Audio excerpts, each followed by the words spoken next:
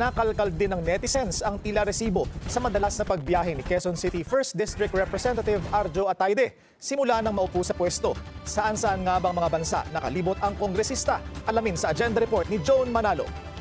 Nananatiling mainit ang mata ng publiko kay Quezon City 1st District Representative Arjo Atayde, lalo na ngayong dinawit siya ng kontratistang si Curly Diskaya sa flood control scandal. Ani Diskaya, isa raw si Atayde sa mga nag-solicit ng pera sa kanya noong makakuha siya ng kontrata para sa isang proyekto. Kaya naging tampulan ng kritisismo ang pangalan ni Atayde, lalo pat kitang-kita ang tila maluhong pamumuhay nito sa social media. Sa Instagram posts ng artistang si Maine Mendoza na kanyang asawa, makikita ang iba't ibang foreign travels ni Atayde. April 2024 na magpunta sa Osaka, Japan ang mag-asawa. Nasundan naman ito noong May 2024 ng mga larawan na nasa iisang yate sila kasama ang mga Soto. June 2024 naman nang mag-post si Mendoza ng isang larawan na naka-scuba diving gear sila at sakay din ng isang yate. At noong July 2024 ay nasa Greece ang mag-asawa. Sunod-sunod naman ang naging foreign trip ng dalawa noong August 2024 mula Switzerland, Antwerp, Florence, Italy at muli sa Greece. Noong November 2024 naman ay nagpunta ulit sa Japan sina Atayde at Mendoza. Ang travels ng mag-asawa halos kasabay rin ng mga bagyo at pagbaha sa bansa. July 2024 nang binalitang binaha ang ilang bahagi ng Barangay Santo Domingo at NS Amoranto na bahagi ng Quezon City 1st Congressional District.